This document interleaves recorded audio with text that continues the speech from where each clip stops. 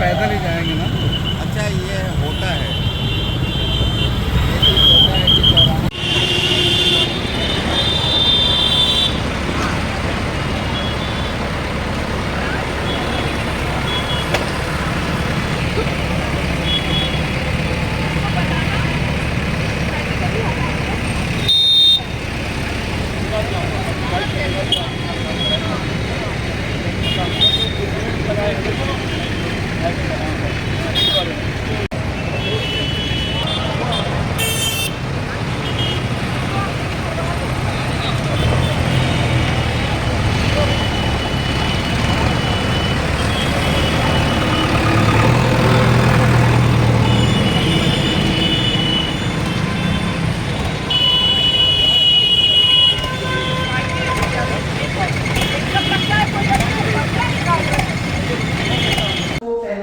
कराना चाहूंगी कि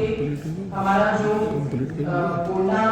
जनपद है उसमें 2 पार्लियामेंट्री कॉन्स्टिट्यूंसीज और 7 असेंबली सेगमेंट्स लगते हैं और इन सभी के भीतर मतलब पूरे गोंडा जनपद में कुल 25 लाख से अधिक मतदाता, जिसमें 11 लाख प्लस जो मतदाता है वो महिला है। तो ये एक हमारा इलेक्टोरल प्रोफाइल है और इसमें इस वर्ष जो हम लोगों ने युवा मतदाताओं को जोड़ा है उनकी भी संख्या काफी है। युवा मतदाता से तात्पर्य है 18 प्लस, 18 टू 21 और 21 टू 29 इयर्स। ये बहुत ही बड़ा सेगमेंट है जो पूरे हमारे इलेक्टोरल प्रोफाइल का हिस्सा है। तो अगर हम सिर्फ 18 प्लस मतदाताओं की बात करें इस पूरे संवर्ग में, तो हमारा जो जितने मतदाता हैं उसका कुल 1.6% प्रोफाइल जो है वो युवा मतदाता के रूप में है। तो ये हमारे इलेक्टर्स हैं जो इस वर्ष वोटिंग के लिए 25 लाख मतदाता जो है वो इस वर्ष जो जनरल इलेक्शंस हैं उनकी वोटिंग के लिए अधिकृत हैं और वो अपने इस मताधिकार का प्रयोग आगामी इलेक्शंस में करेंगे। जो चुनाव की घोषणा हुई उसके संदर्भ में जो हमारी डेट्स जनपद गोंडा के दोनों पीसीस के लिए जो शेड्यूल निर्गत हुआ है वो 5th फेज में इलेक्शन के 5वें फेज में हम लोगों की जनपद में डेट्स हैं और इसमें जो नोटिफिकेशन की डेट है वो 26 अप्रैल 2024 है। Last date for filing nominations जो है वो 3 मई 2024 है। स्क्रूटनी ऑफ नॉमिनेशंस जो है वो 4 मई 2024 है।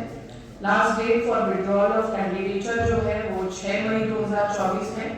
और जो पोलिंग की डेट है, जो मतदान का दिवस है वो 20 मई 2024 है। काउंटिंग के लिए जो डेट्स हैं, काउंटिंग पूरे देश भर में 4 जून के लिए डेट जो है वो निर्धारित की गई है और 4 जून को हमारे यहाँ भी काउंटिंग संपादित होगी दोनों पार्लियामेंट्री कॉन्स्टिट्यूएंसीज के लिए। डेट्स के संदर्भ में मैंने आपको बता दिया। हमारे एसपी साहब भी मौजूद हो गए हैं। हमारे जो पार्लियामेंट्री कॉन्स्टिट्यूएंसीज हैं दोनों, उसमें कुछ असेंबली सेगमेंट समीपवर्ती जनपदों के भी हैं। तो काउंटिंग हमारे जो कैसागंज पार्लियामेंट्री कॉन्स्टिट्यूएंसी है उसकी काउंटिंग यहाँ पर होगी और जो उनके असेंबली सेगमेंट्स हैं जो समीपवर्ती जनपद है वहाँ पर होगी काउंटिंग और रिजल्ट्स जो हैं वो शेयर होंगे। उसके बाद जो टोटलिंग ऑफ रिजल्ट्स है वो यहाँ पर करके रिजल्ट का अनाउंसमेंट जो संबंधित हैं, जो यहाँ पर सीडीओ हैं उनके द्वारा रिजल्ट का अनाउंसमेंट किया जाएगा और जो प्रमाण पत्र है वो निर्गत किया जाएगा। तो ये शेड्यूल जो है वो निर्गत किया गया है माननीय कमीशन के द्वारा और जैसा कि आपको विदित है कि जिस डेट से इलेक्शन अनाउंस होता है, जो भारत निर्वाचन आयोग की प्रेस कॉन्फ्रेंस और घोषणा के बाद में मॉडल कोड ऑफ कंडक्ट जो है वो लागू में आता है। तो अब उसके संदर्भ में भी थोड़े डूज एंड डोंट्स के बारे में आप सब वैसे विदित हैं, लेकिन हम लोगों ने जो जनरल गाइडलाइंस इशू की हैं जिसके संदर्भ में अभी राजनीतिक पार्टियों से भी हमारे जो डिपार्टमेंट्स हैं, क्योंकि मॉडल कोड ऑफ कंडक्ट न केवल पॉलिटिकल पार्टीज के लिए है बल्कि गवर्नमेंट के हर विंग के लिए है, तो जो डिपार्टमेंट्स हैं उनसे क्या अपेक्षित कार्रवाइयाँ हैं और साथ साथ में जो गवर्नमेंट की सेमी ऑटोनोमस बॉडीज हैं उनसे क्या अपेक्षाएं हैं मॉडल कोड ऑफ कंडक्ट के दौरान, उन सब को ये जो गाइडलाइंस हैं उनके संदर्भ में अवगत कराया जाएगा और एक उसका परिपालन सुनिश्चित करने के लिए जो टीमों का गठन है उसके संदर्भ में भी अवगत कराया जाएगा। तो आज इस पीसी के माध्यम से हम लोग आपके सम्मुख भी इन बातों को रखना चाहते थे और थोड़ा सा मैं लीगल प्रोविजंस के बारे में भी जानकारी देना चाहती हूँ, क्योंकि मॉडल कोड ऑफ कंडक्ट जो है वो वैसे एक एडवाइजरी के तौर पे लिया जाता है, सेल्फ रेगुलेटरी एक्सरसाइज के तौर पे लिया जाता है, लेकिन इसमें इसको बल जो मिलता है, इसको इन्वोक करने के लिए जो बल मिलता है वो काफ़ी सारे लीगल प्रोविजंस की बैकिंग होती है, जिससे हमारा जो मॉडल कोड ऑफ कंडक्ट है उसको लागू कराने के लिए जो भी एग्जीक्यूटिव मजिस्ट्रेट हैं, जो इस पूरे इलेक्शन के कंडक्ट में लगे हुए अधिकृत व्यक्ति हैं, उनके द्वारा इसको इन्वोक किया जा सकता है और जो टीमें हैं उनको एम्पावर किया गया है कि वो मॉडल कोड ऑफ कंडक्ट को लागू करने में अपनी भूमिका का निर्वहन करें। तो दो तरीके की जो प्रैक्टिसेस हैं उनको करने के लिए मॉडल कोड ऑफ कंडक्ट को लगाया जाना उसका औचित्य है। सबसे पहली चीज जो है वो कोई भी करप्ट प्रैक्टिसेस जो है उनको करने के लिए और इलेक्टोरल मैल प्रैक्टिसेस या इलेक्टोरल ऑफेंसेस जो है उनकी श्रेणी में जो चीजें आती हैं उनको करने के लिए ये आदर्श आचार संहिता जो है वो लगाई जाती है। और इसको बैक करने के लिए जो हमारे आरपी एक्ट 1951 के जो प्रोविजंस हैं, काफी सारे प्रोविजंस हैं इसमें, 128 सेक्शन है, 125 सेक्शन है, 131 है, 171 डी आईपीसी के सेक्शंस हैं, ये सारे सेक्शंस जो है इनको हम इन्वोक करके लीगल बैकिंग के तौर पर आदर्श आचार संहिता का अनुपालन सुनिश्चित करते हैं। तो मैं अब आपको थोड़े से डूज एंड डोंट्स के बारे में मैंने अपेक्षा की थी हैंडआउट बना करके सभी को दे दिया जाए, तो आपने कुछ तैयारी कर रखी है, हैंडआउट्स बना के दे दी इनको भी प्रेस रिलीज के रूप में दे दी ना, एक प्रेस रिलीज के रूप में देना आवश्यक है, ताकि आपके माध्यम से मैं चाहूंगी कि जो लीगल प्रोविजंस हैं उसके बारे में थोड़ी जानकारी का कहीं ना कहीं पर अभाव रहता है, लोगों के भीतर एक डेफरेंस भी पैदा हो कि ये जो इलेक्टोरल ऑफेंसेस हैं उसको लेकर के जो प्रशासन है वो काफी अधिक इसको लेकर गंभीर है। इस बारे में इस बात का संचालन आपके माध्यम से होगा तो एक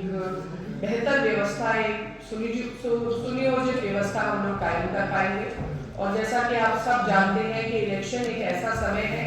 एक ऐसा सिस्टमिक डिसिप्लिन इसमें अनुभव किया जाना चाहिए जिसमें हम रिगरस तरीके से अपनी मॉनिटरिंग भी कर सकें, अपनी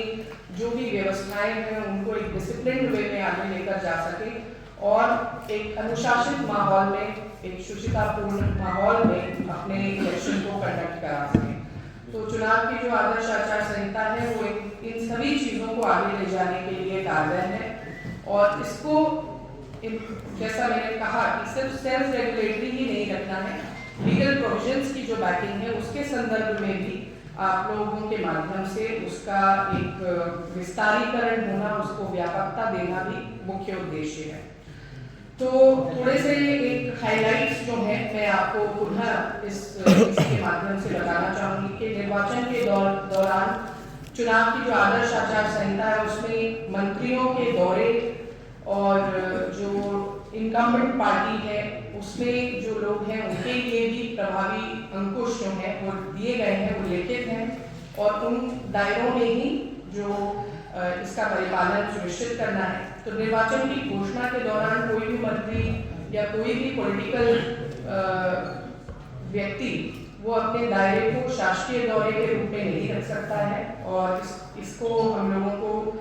इंश्योर कराना है। किसी भी शासकीय कार्य के लिए मूवमेंट जो है पॉलिटिकल व्यक्ति का नहीं होगा, इसको लेकर के बहुत ही विस्तृत गाइडलाइंस दी गई हुई है। साथ ही साथ में जहाँ पर कोई मूवमेंट है तो वहाँ किसी भी सरकारी कर्मचारी या सरकारी अधिकारी का, क्योंकि मंत्री आए हैं पॉलिटिकली अपने रैली में विद परमिशन आए हैं, लेकिन वहाँ पर किसी भी प्रकार से कोई गवर्नमेंट एम्प्लॉय का जो है प्रोटोकॉल वो वहाँ इंश्योर नहीं होगा। तो ये भी एक आदर्श आचार संहिता के जो गाइडलाइंस हैं उसमें एक रूपरेखा में उल्लेखनीय एक चीज है। इसके साथ साथ में कुछ मार्गदर्शन राजनीतिक दलों और उनके अभ्यर्थियों के लिए सामान्य रूप से जो दिए गए हैं उनके बारे में मैं बताना चाहूंगी कि यूजुअली जो हेट स्पीचेस की बात आज माननीय निर्वाचन आयोग ने भी अपने पीसी में कही थी, ये कहीं ना कहीं रैलीज में हम लोग देखते हैं कि गलत तरीके के सेंटिमेंट्स इवोक करने की पद्धति होती है।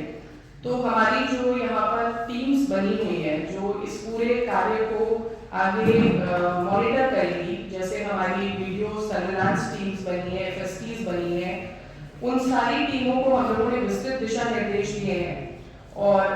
साथ साथ में इसका एक सरोगेट रूप भी मीडिया और प्रिंट मीडिया या इलेक्ट्रॉनिक मीडिया पर भी देखने को मिलता है, क्योंकि आजकल अभिव्यक्ति का एक और प्रकार हो गया है, न केवल भाषण बल्कि लोग अपनी सोशल मीडिया प्रोफाइल्स पर भी कई ऐसे सेंटिमेंट्स को शेयर करते हैं। तो उसके लिए हमारी जो एक्सीएमसी कमेटी है जिसमें आप में से भी कुछ मेंबर्स हमारे उसमें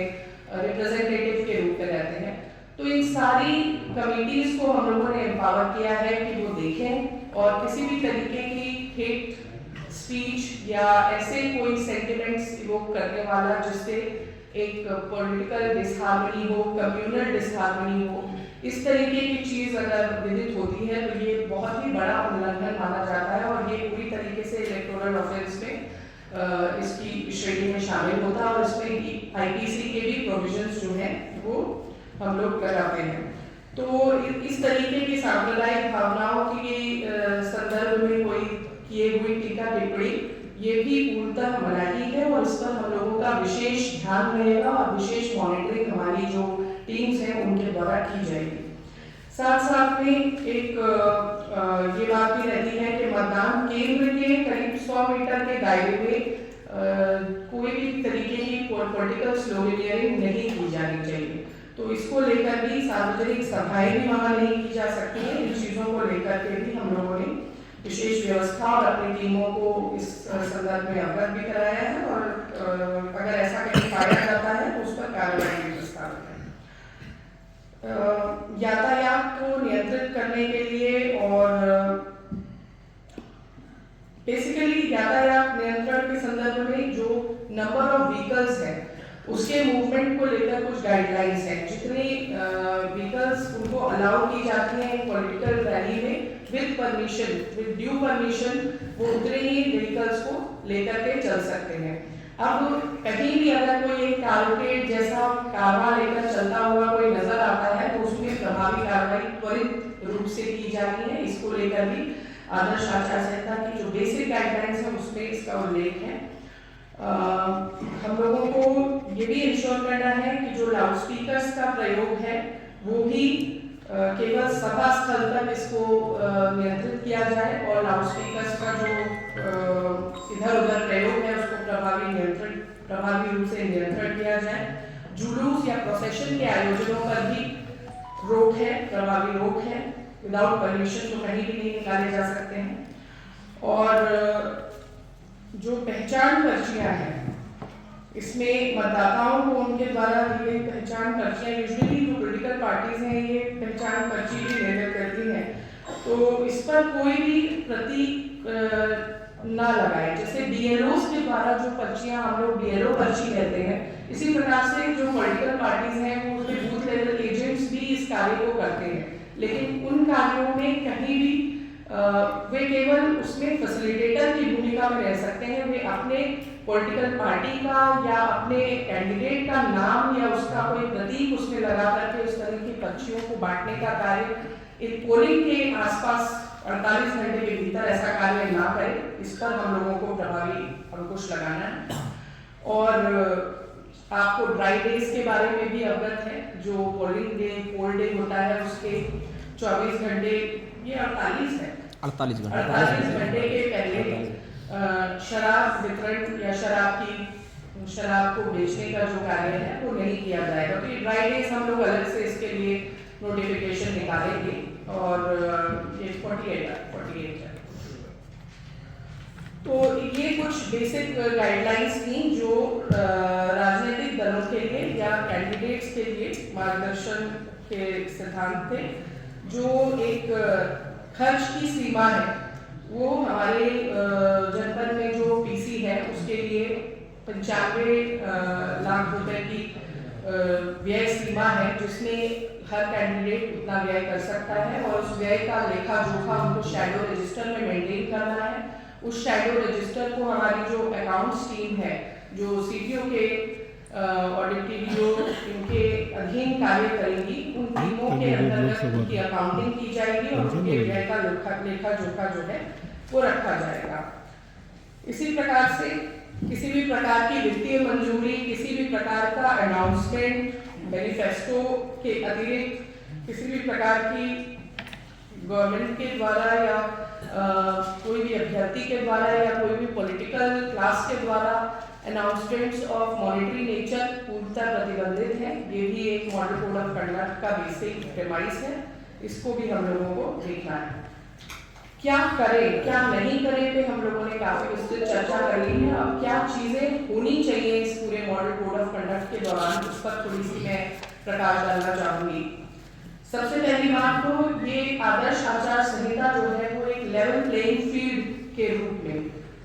अभी से पहले हो सकता है कुछ एक पार्टी विशेष के या कैंडिडेट विशेष के बहुत होर्डिंग्स लगे हों, बहुत तरीके का एडवर्टीजमेंट हो रखा हो, लेकिन आज की डेट से हर कोई उस ग्राउंड जीरो से शुरुआत करें। तो एक लेवल प्लेइंग फील्ड को इंश्योर करना प्रशासन की सबसे बड़ी प्राथमिकता है और इसी के चलते आप देखते हैं जो डिफेसमेंट जो किया है उसमें जो हटाने की कार्रवाई की जाती है उसको कई बार बड़ी गलत दृष्टि से देखा जाता है। लेकिन ये बात मैं राजनीतिक पार्टियों की जो बैठक है उसमें भी पूर्णतः ये कहूंगी कि लेवल प्लेइंग फील्ड का जो एक मुख्य उद्देश्य है, फाउंडेशन है हमारी डेमोक्रेसी की, उसको इंश्योर करने के लिए ये कार्य किया जाता है। किसी के सेंटिमेंट्स हर्ट करने के लिए कई बार तोड़ फोड़ या हटाने के चक्कर में बहुत विभत्स हो जाता है, इसलिए कई बार लोगों के सेंटिमेंट्स भी हर्ट होते हैं। लेकिन ये सभी चीजें इसलिए सुनिश्चित की जाती है ताकि एक सार्वजनिक प्लेटफॉर्म पर हर कोई उसी लेवल से शुरुआत करे। आज की डेट से इलेक्शन अनाउंस हुआ, उसी लेवल से ग्राउंड जीरो से सब स्टार्ट करें। तो ये लेवल प्लेइंग फील्ड की बात जो है वो सबसे पहली बात है जो हम लोग इंश्योर करते हैं। उसके बाद फिर केवल नीति विशेष पर आलोचना, ये जो मैंने कहा अभी स्पीचेस पर हम लोगों की विशेष ध्यान रहेगा और उन स्पीचेस में ऐसा कोई कंटेंट जो व्यक्तिगत टिप्पणी है या किसी के धर्म विशेष या समुदाय विशेष को हर्ट करता हुआ सेंटिमेंट है, इन चीजों पर विशेष निगरानी रहेगी और ऐसे कोई भी चीजों को हम लोगों की नजर से बचेगा नहीं। आप लोगों के माध्यम से भी वो चीज प्रस्तुत होगी। जैसा कि आज निर्वाचन आयोग ने भी कहा कि प्रेस एक नेचुरल अलाय है और उसी के रूप में हम लोग भी अपने इस जनपद में आप लोगों को देखते हैं। आपके माध्यम से भी कोई चीजें आती हैं तो उसको कंस्ट्रक्टिव रूप से उस पर हम लोग प्रतिक्रिया व्यक्त करने के लिए प्रतिबद्ध हैं। उसके बाद फिर एक व्यवधान मुक्त और शांतिपूर्ण एक एनवायरनमेंट हमें क्रिएट करना है। ये हमें डूज में हमारी एक प्रमुख रूप से जिम्मेदारी है और जो भी निषेध और प्रतिबंध लगे हैं उनका समुचित अनुपालन इंश्योर करना है। अव्यवस्था पैदा करने वाले व्यक्तियों का चिन्हीकरण, अभी तक जो एनफोर्समेंट और प्रिवेंटिव में कार्रवाइयां हुई हैं रेस्ट एश्योर्ड वो और इंटेंसिफाई होकर इन 1.5-2 महीने में की जाएंगी। तो कोई भी गलत सेंटिमेंट्स लिए हुए जो व्यक्ति है वो इस कार्य में लिप्त है तो वो किसी भी तरीके से कानूनी पेचीदगी से बचेगा नहीं। तो इस पर विशेष रूप से अंकुश लगाने का काम जो है इस दौरान इंश्योर होगा और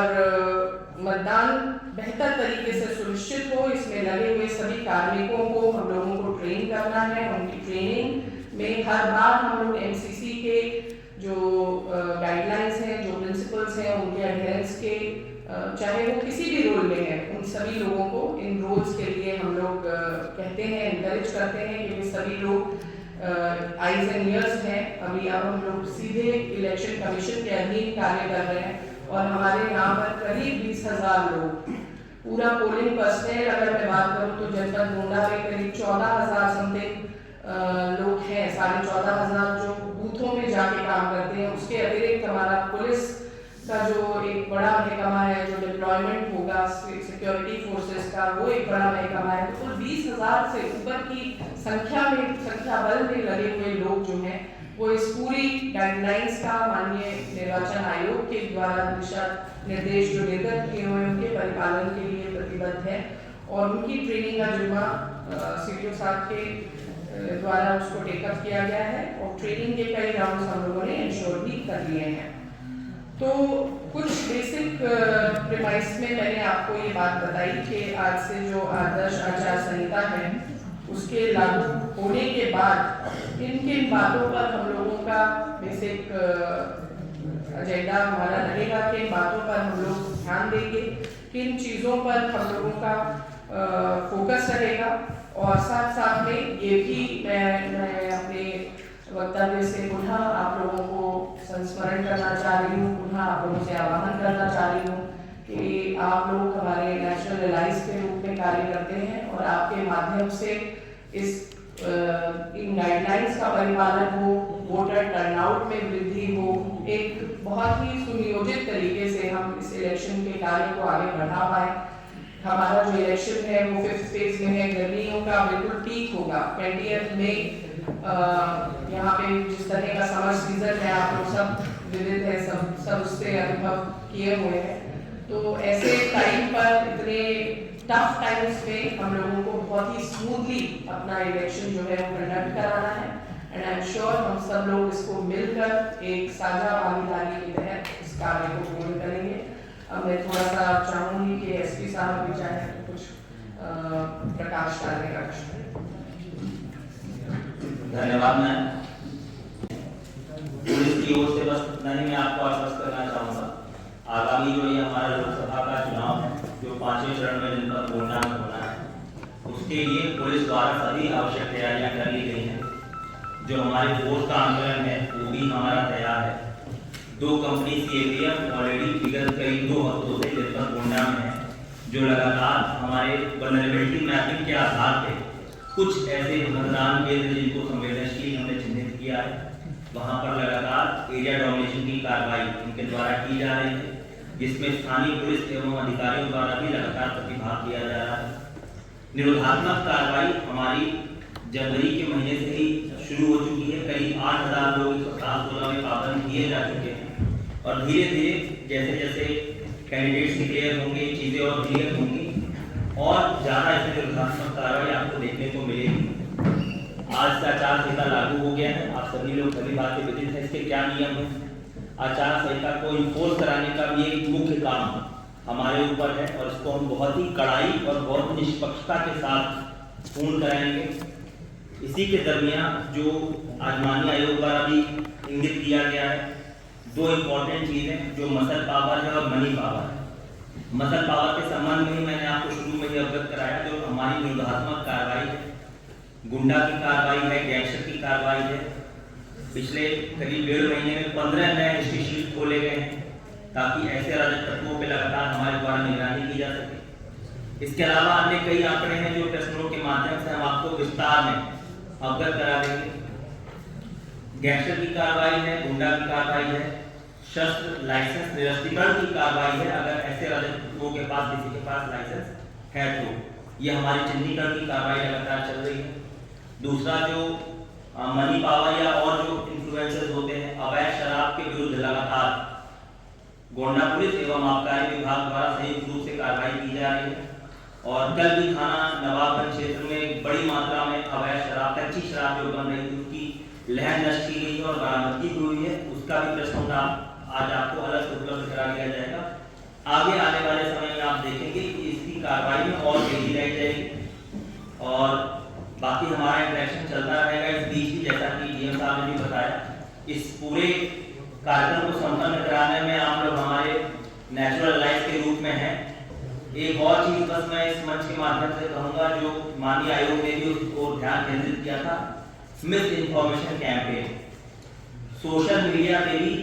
जो गोंडा पुलिस की सोशल मीडिया सेल है वो 24 घंटे निगरानी रखे हुए हैं और आप लोगों के माध्यम से भी मेरा अनुरोध होगा,